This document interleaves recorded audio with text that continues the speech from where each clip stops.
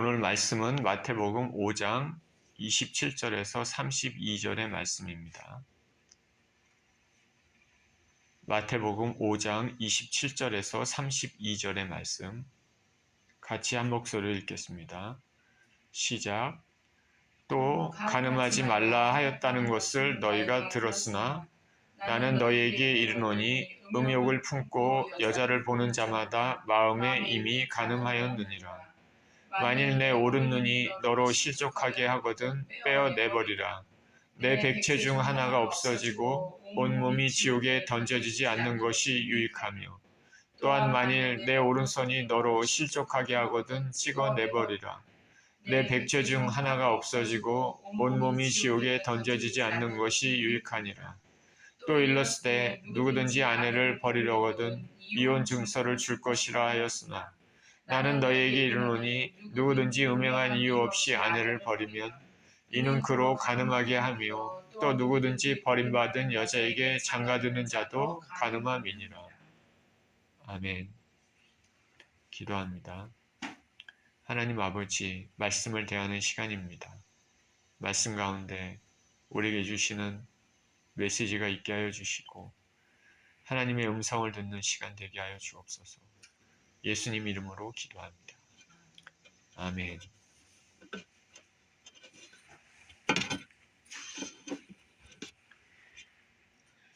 어느 목사님이 이런 말을 한 적이 있습니다.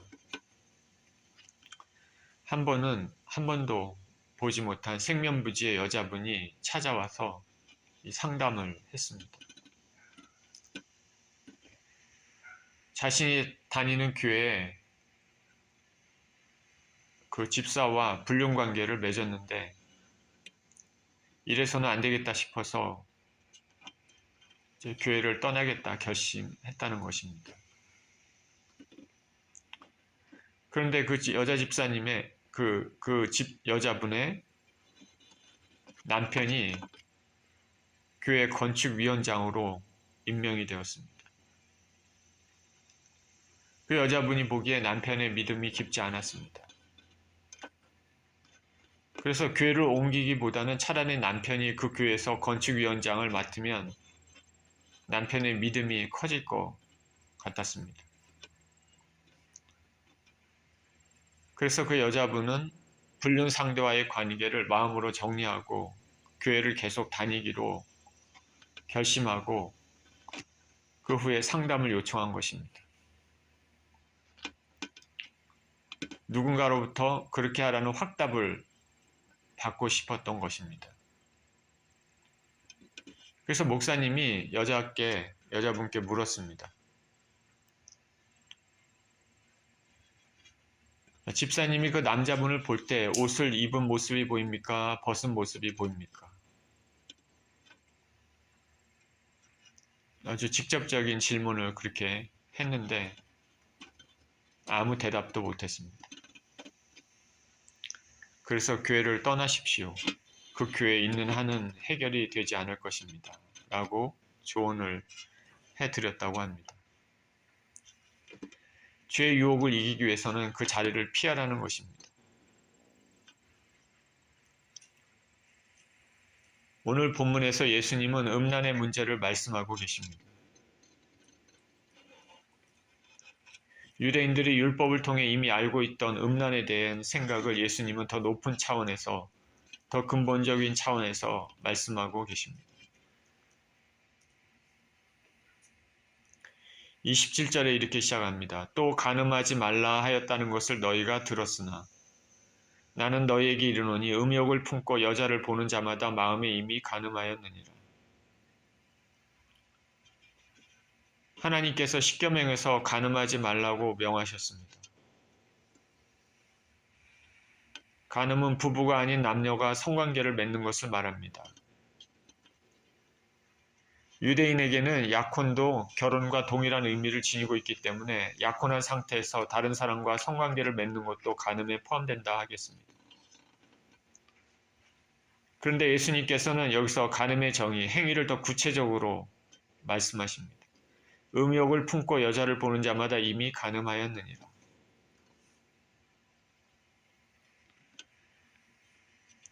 이 대상이 결혼한 여자 혹은 약혼자에만 해당되는 것이 아니라 모든 여자에게 해당된다. 그리고 실제 행위로서의 간음이 아니라 마음의 음욕을 품는 것도 간음이다 말씀하십니다. 마음에 이미 간음하였느니라. 마음의 헬라어 원어는 떨리다, 두근거리다라는 어원에서 발생했습니다. 상대방을 보고 마음이 떨리고 두근거리는 것이 음욕의 잘못된 방향으로 이어지는 경우입니다. 그러니까 하늘나라의 법은 마음의 법입니다. 주님은 인생의 외부적인 행위만 보는 것이 아니라 그 안에 마음의 동기를 보십니다. 그 마음의 동기가 선한 것에서 선한 것이 나오고 악한 것에서 악한 것이 나오기 때문입니다. 제어되지 않는 분노가 살인으로 이어질 수 있는 것처럼 음욕은 간음으로 이어질 수 있는 것입니다. 그래서 이것은 우리가 이 세상에서 가지고 있는 그런 지키고 있는 그런 법과는 엄연히 다른 것이죠. 현대사회는 보이지 않는 마음의 법을 처벌할 수 없고 외형적으로 드러난 결과만 가지고 처벌하지만 하늘나라의 법은 마음에 악한 것을 품는 것도 죄로 정합니다.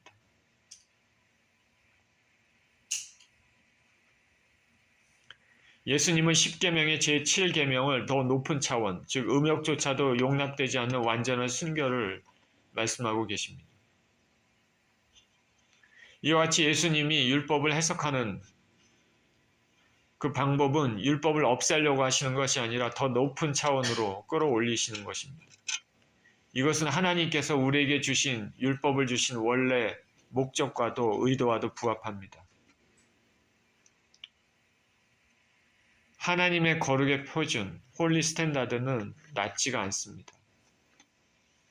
우리 인생이 부족하다고 하나님께서 그 거룩의 기준을 낮추시지는 않습니다. 율법은 하나님의 성품을 드러냅니다. 간음하지 말라는 외형적인 간음과 더불어 그 동기까지도 살피시는 하나님의 본연의 뜻입니다. 누구나 성적인 충동은 받을 수 있지만 그것이 음욕을 품고 간음으로 이어져서는 안 됩니다. 그러니까 내 안과 밖이 하나님 앞에 깨끗한 상태로 항상 있어야 된다는 것을 말씀하고 있습니다. 29절에 만일 내 오른손이 너로 실족하게 하거든 빼어내버리라. 내 백체 중 하나가 없어지고 온몸이 지옥에 던져지지 않는 것이 유익하며 또한 만일 내 오른손이 너로 실족하게 하거든 찍어내버리라. 내 백체 중 하나가 없어지고 온몸이 지옥에 던져지지 않는 것이 유익하니라.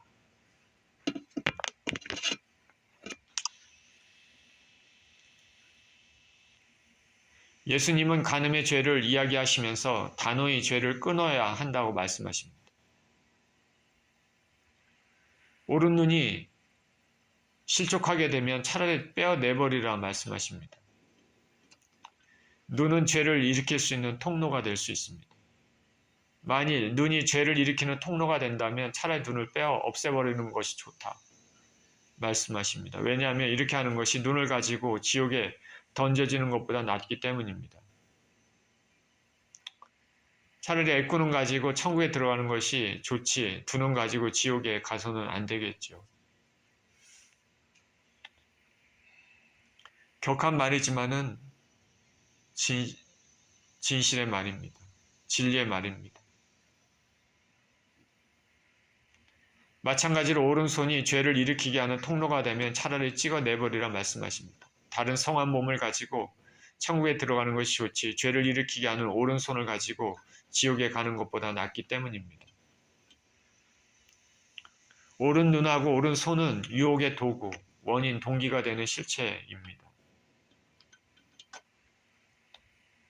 의사가 환자의 생명을 구하기 위해서 신체가 썩어 들어가는 일부를 잘라내서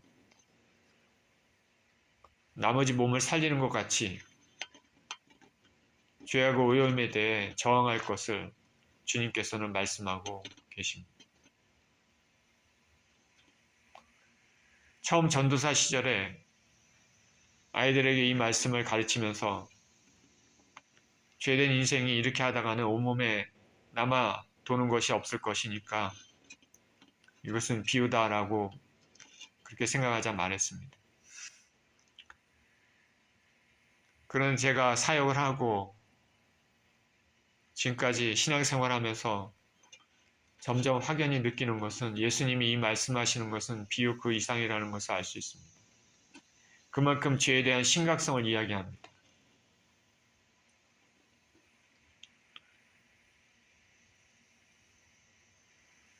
눈을 뺄 정도로, 손을 자를 정도로 죄를 멀리해야 천국에 갈 수 있다는 것이죠. 저나 여러분이나 어떠한 일이 있어도 지옥에는 가면 안 됩니다. 이 땅을 떠날 때 우리 영혼이 무슨 일이 있어도 천국에 있어야 하겠습니다. 그러기 위해서는 철저하게 죄와 싸워야 되겠죠. 예수님께서 이 말씀을 하신 것은 과격하다 생각할 수 있지만 그러나 그 말씀의 본뜻은 진리입니다. 저나 여러분이나 죄에 대해 그만큼 단호해야 되겠습니다. 31절에 또 일렀으되 누구든지 아내를 버리려거든 이혼 증서를 줄 것이라 하였으나 나는 너희에게 이르노니 누구든지 음행한 이유 없이 아내를 버리면 이는 그로 간음하게 하며 또 누구든지 버림받은 여자에게 장가드는 자도 간음함이니라. 예수님께서는 간음의 경고를 더욱더 넓게 말씀하십니다. 음욕을 품는 것도 간음이라고 말씀하신 것 같이 음행 없이 이혼하는 것도 간음의 범주에 포함된다 말씀하십니다. 예수님이 하신 이 말씀에 의하면은 지금 이 세상에 얼마나 많은 사람이 죄 가운데 있겠습니까? 예수님 당시에 유대인들이 가지고 있는 이런 것은 괜찮지 않은 생각을 여지없이 잘못된 것임을 지적하고 계십니다. 주님은 현재 사는 우리에게도 이 정도는 괜찮지 않은 생각을 하나님 거룩의 기준에 맞춰서 심판하실 것입니다. 죄의 기준은 내가 아니라 하나님입니다. 죄의 기준은 세상 사람들이 말하는 그냥 관행, 너도 나도 이렇게 한다. 그게 아니라 하나님입니다.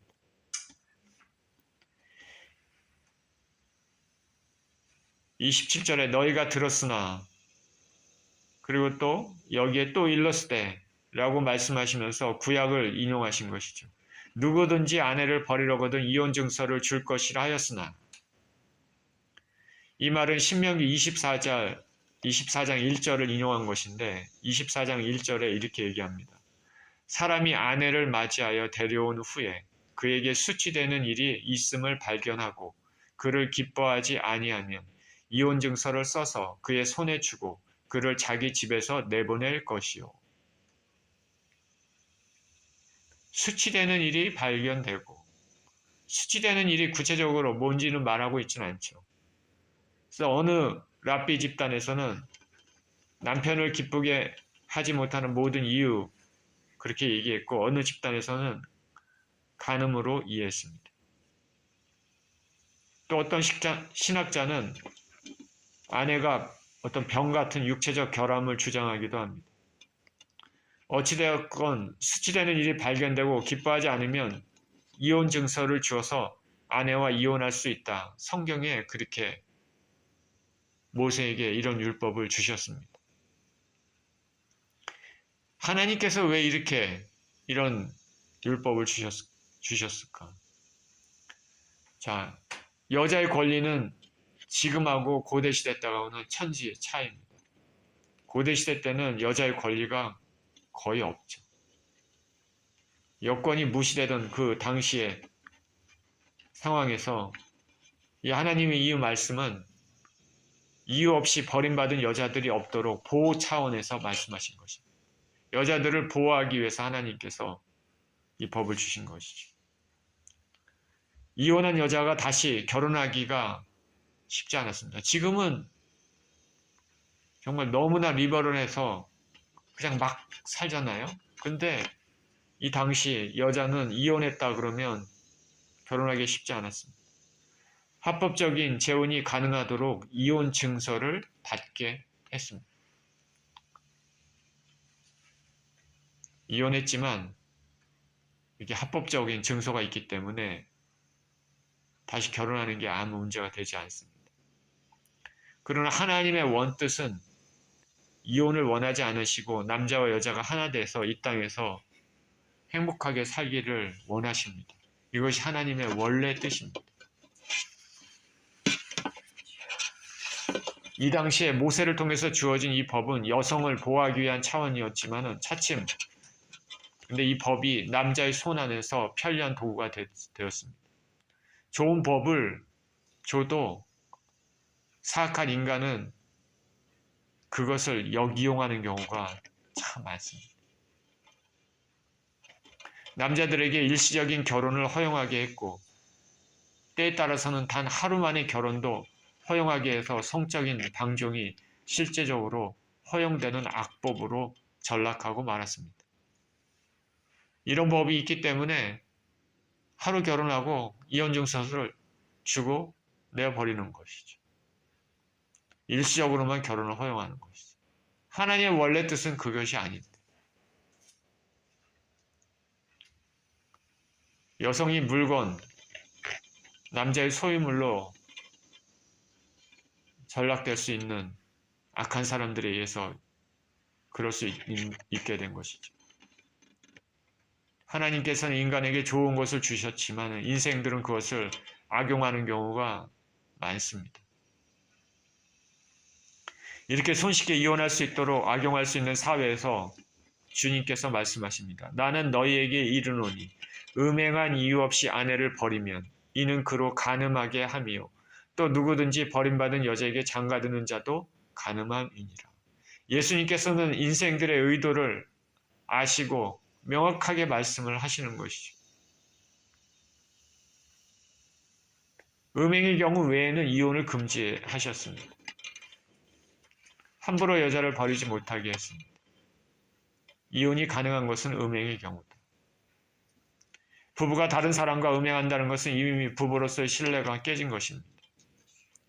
근데 음행이 아닌 경우에도 쉽게 이혼 증서를 주어 이혼하게 되면 이혼당한 여자가 간음을 하도록 만든 것이고 그 여자에게 장가간 자도 간음의 죄를 진 것이나 마찬가지라고 말씀하십니다. 이 말씀의 원뜻 문자적으로 해석하면 이 세상에 얼마나 많은 사람들이 죄를 짓게 잊고 있겠습니까? 음욕을 품는 것이 도덕적으로 볼 때 간음과 같은 것이라고 지적할 뿐만 아니라 이유 없는 이혼은 간음의 가능성을 낳는 죄악이라 말씀하십니다. 예수님께서는 결혼을 귀하게 여기시고 본문의 말씀을 통해 더 높은 차원, 근본적인 차원의 거룩을 원하십니다. 그리고 범사에 필용적인, 수동적일 수밖에 없는 그 고대 당시의 여성들을 위해서 이혼의 권한을 거의 전적으로 가지고 있던 남편들이 보호받아 마땅한 아내의 허물을 덮어주는 큰 사랑이 필요하지 않겠느냐 하는 것을 가르치고 계시는 것입니다. 그리고 여자가 정당한 사유 없이 이혼당하고 다시 재혼을 하는 상황에서 간음하는 여인의 허물보다 고의적으로 아내를 버린 남편의 죄가 더 크다는 것을 말씀하고 있습니다.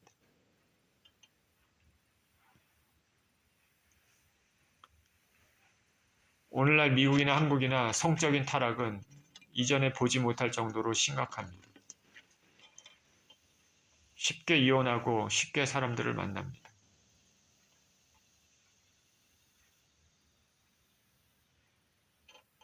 이전에는 청춘 남녀가 서로 만났을 때 수줍어서 얼굴을 붉히며 조심했던 것과는 달리 지금 세대는 이런 것이 많이 없어졌습니다. 제가 미국 와서 느낀 것이 아주 쉽게 주위에 이혼한 사람들을 접할 수 있다는 것입니다. 마치 이혼이 하나의 문화 트렌드 같은 생각이 들기도 합니다.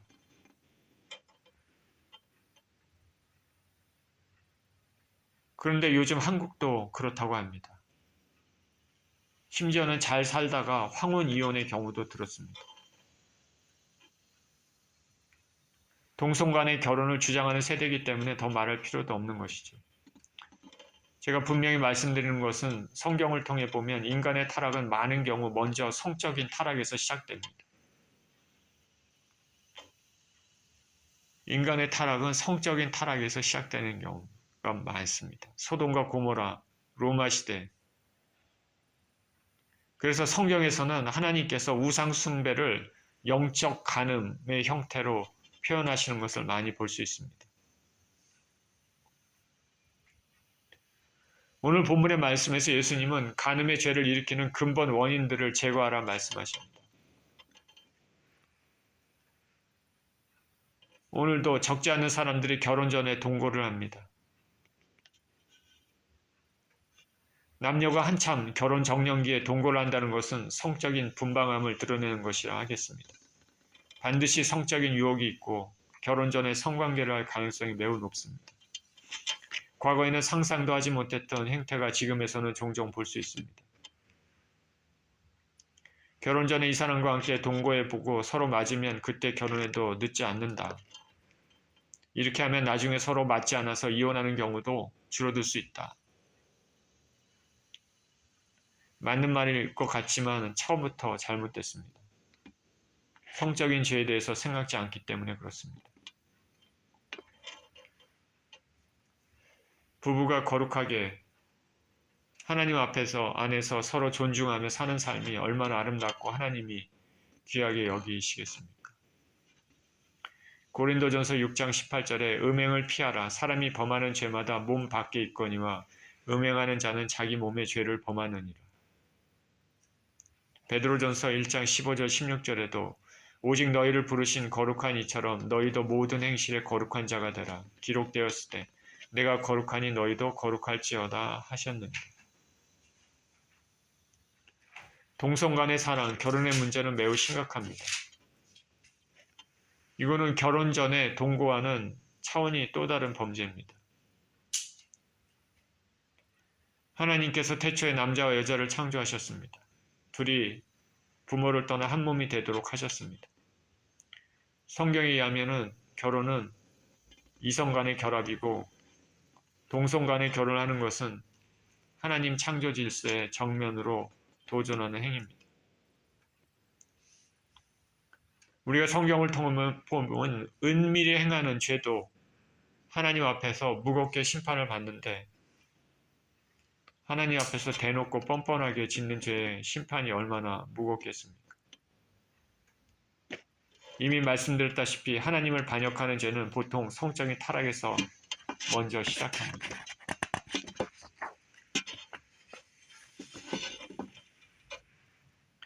여러 번 결혼하는 경우도 있습니다. 3번 이상 결혼한 사람도 가끔 봅니다.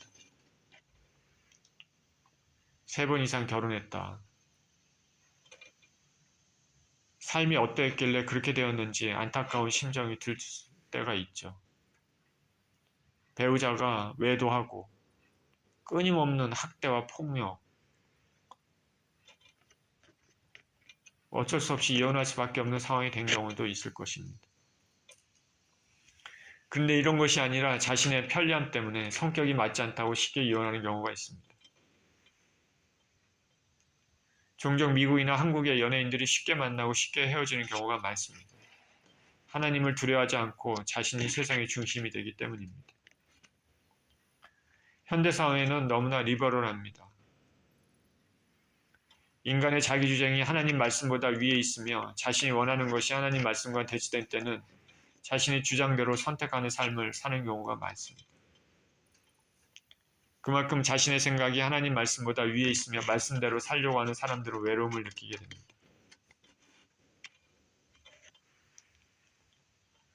성경은 누누이 성적인 타락과 그에 대한 결과를 말씀합니다. 삼손의 경우 하나님이 택하신 사람이고 나시린이었지만 부르심에 따라 살지 않았습니다. 더군다나 그는 여성 편력이 심했습니다. 결국 그 성향 때문에 이방 여자에게 유혹되어 그의 삶은 파괴가 됐습니다. 소돔과 고모라, 사람들이 얼마나 음란한지 롯의 집을 방문한 천사들과도 선관계를 맺으려고 합니다. 앞도 뒤도 없는 미친 사회입니다. 롯이 그런 곳에서 살았기 때문에 롯의 자녀들이 무엇을 보고 자랐겠습니까? 소돔과 고모라가 멸망받고 하나님의 은혜로 롯과 두 딸이 목숨을 건졌습니다. 그런데 두 딸은 자신들의 배우자가 이제 없다고 아버지에게 술을 마시고 동침을 했습니다. 근친상간입니다. 그래서 큰 딸은 자식을 낳습니다. 모압 족속의 조상이 되고 작은 딸도 자식을 낳아서 암몬 족속의 조상이 되었습니다.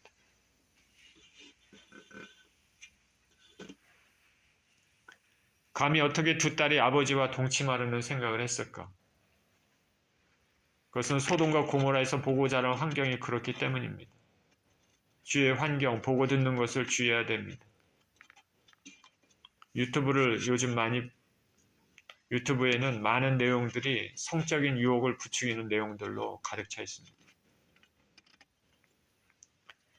사도시대 로마가 지중해 지역을 지배하고 있었던 시대는 각종 죄악이 난무한 시대였습니다. 물질 만능과 극도의 쾌락, 방종, 성적 타락의 시대입니다. 각 지역에 교회가 세워졌지만 이방인의 죄악된 습성을 가진 사람들이 교회 구성원이기도 했습니다. 그러니 거룩해야 할 교회에서조차 말하기도 부끄러운 일들이 벌어지곤 했습니다. 자기 아버지의 아내를 취하기도 했다고 고린도전서에서는 말하고 있습니다.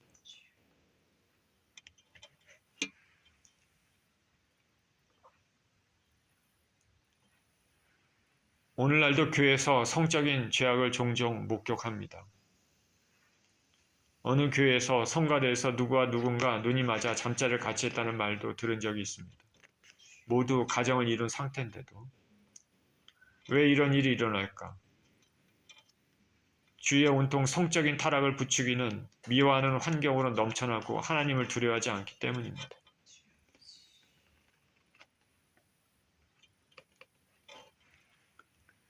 제가 무슨 신령한 사람이어서 이런 말씀을 드리는 것이 아니고 조심스러운 것이지만은 말씀을 전하기 위해서 강단에 서면 회중의 영적 삭대를 확 느낄 때가 있습니다. 어떤 목사님은 초청을 받아 강단에 섰는데 회중들에서 온통 음란의 냄새가 가득 찼다는 것을 느낄 때가 있었다고 말씀하십니다. 자유분방하고 자기의 육체의 소욕을 따라 살아가는 이 세대에서 자신을 잘 지켜야 하겠습니다. 에베소서 5장 3절에서는 음행과 온갖 더러운 것과 탐욕은 너희 중에서 그 이름조차도 부르지 말라. 이는 성도에게 마땅한 바니라. 성적인 유혹은 누구에게나 있을 수 있습니다. 저에게도 여러분에게도 있을 수가 있습니다.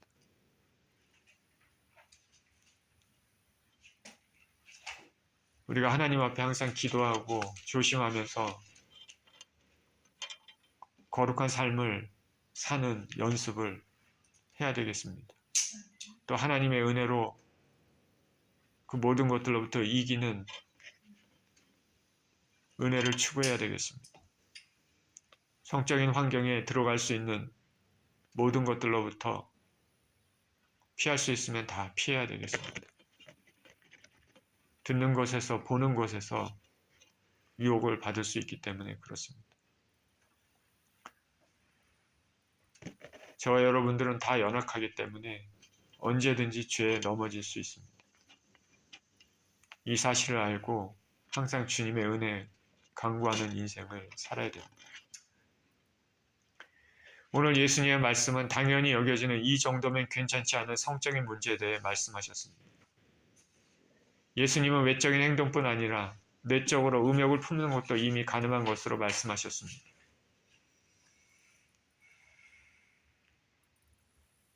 우리는 주위에 보는 것들이 많습니다. 사회가 타락할 때 보통 성적인 타락으로부터 시작된다고 말씀드렸습니다. 온 세상에 죄의 냄새가 가득 차 있지만 저와 여러분들은 하나님의 자녀다운 삶을 살아야 하겠습니다. 세상 풍조에 휩쓸려 당연하다고 끌려가서는 안 되겠습니다. 우리의 삶의 기준은 하나님 말씀입니다. 주님 안에 있어 언제나 거룩한 삶을 추구하는 저와 여러분 되시기를 예수 그리스도 이름으로 축원드립니다. 기도하겠습니다. 하나님 아버지, 주님께서는 태초에 남자와 여자를 만드시고 그들이 성인이 되면 부모를 떠나 한 몸을 이루어 결혼을 하고 아내와 남편의 관계로 가정을 이루라고 말씀하셨습니다. 이것은 참으로 아름다운 것이고 하나님께서 인생들에게 주신 축복입니다. 하나님은 두 부부가 이 땅에서 행복하게 살기를 원하시는 것이 하나님의 뜻입니다. 주님은 이혼을 원치 않으십니다. 하나님 우리 아버지, 우리 주위에 온통 성적인 유혹을 일으킬 수 있는 환경과 물질로 넘쳐나는 시대에 살고 있습니다. 우리 죄된 인생은 언제나 죄로 넘어질 수 있는 그런 인생들입니다. 하나님 우리 아버지, 우리가 주님과의 온전한 관계를 맺고 이 세상을 살고 항상 거룩을 추구하면서 살게 하여 주시고 음란한 것과 음욕의 더러운 죄들은 입으로도 하지 않게 해주시며 모든 것으로부터 아버지 멀리할 수 있는 그런 거룩한 인생을 살 수 있도록 축복하여 주시옵소서.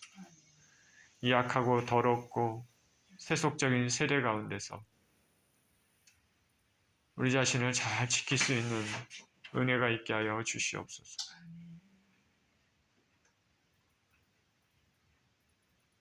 부부관계를 이루는 아름다운 가정이 이 세상을 떠날 때까지 아름답게 유지될 수 있도록 축복하여 주시옵소서.